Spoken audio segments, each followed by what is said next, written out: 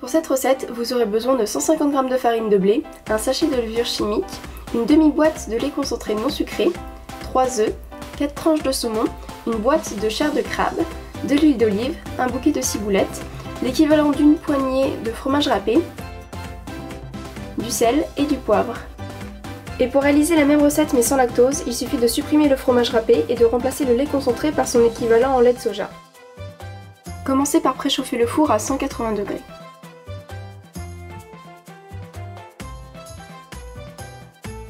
Dans un grand saladier, versez 150 g de farine et ajoutez-y la levure chimique.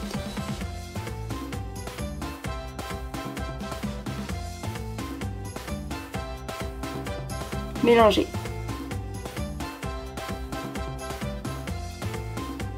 Ajoutez la demi-boîte de lait concentré, l'équivalent d'une cuillère à soupe d'huile d'olive, salée, poivrée et mélangez.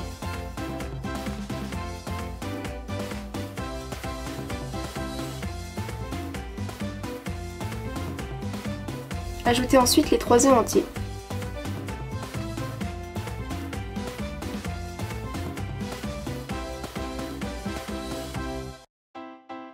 Mélangez à nouveau jusqu'à obtenir une pâte homogène.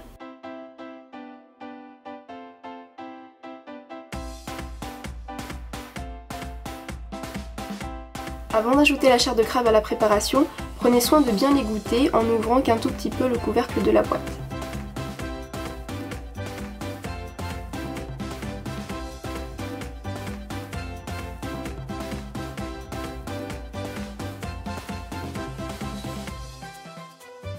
Coupez vos 4 tranches de saumon fumé en petits morceaux et ajoutez-les au mélange.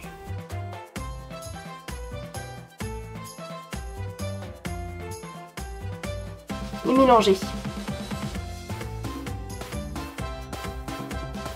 Séparez votre bouquet de ciboulettes en 2 parties, une grosse et une petite.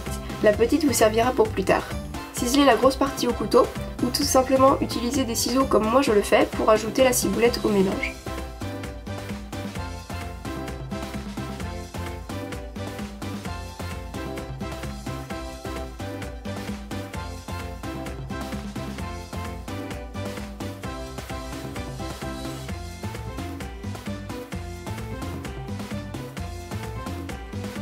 Ajoutez l'équivalent d'une poignée de fromage râpé à la préparation, puis mélangez. Je vous promets, c'est la dernière fois qu'on mélange.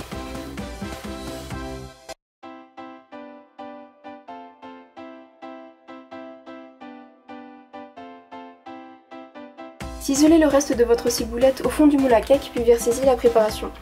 En fait, on fait ça parce que moi j'ai remarqué que la ciboulette avait tendance à surnager dans la préparation et donc le fait de la mettre au fond, ça va faire que vous allez avoir la ciboulette qui va être mieux répartie dans le gâteau au final.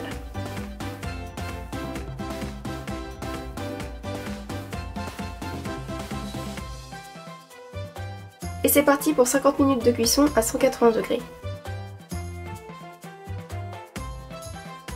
Bien entendu, le temps de cuisson peut varier en fonction du four que vous avez. Moi personnellement j'ai un four micro-ondes, donc je vous conseille de surveiller la cuisson à peu près à partir de 40 minutes.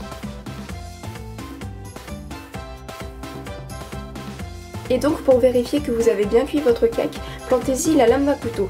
Si la lame ressort sèche, cela signifie que le cake est cuit.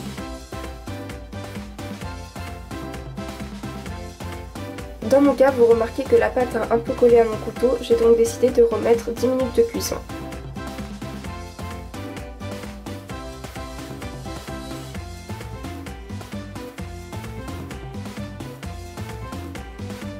Une fois la cuisson terminée, le cake aura une belle couleur dorée. Laissez-le refroidir 5 à 10 minutes à l'air libre avant de le démouler et de le poser sur un joli plat.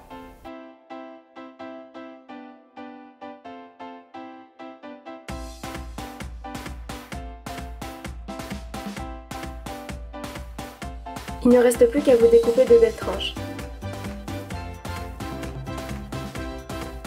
Et voilà, votre cake moelleux au saumon et au crabe est terminé. Ce que j'aime vraiment avec cette recette, c'est que comparé au cake traditionnel, là vous avez un gâteau qui n'est pas du tout sec et qui est super moelleux.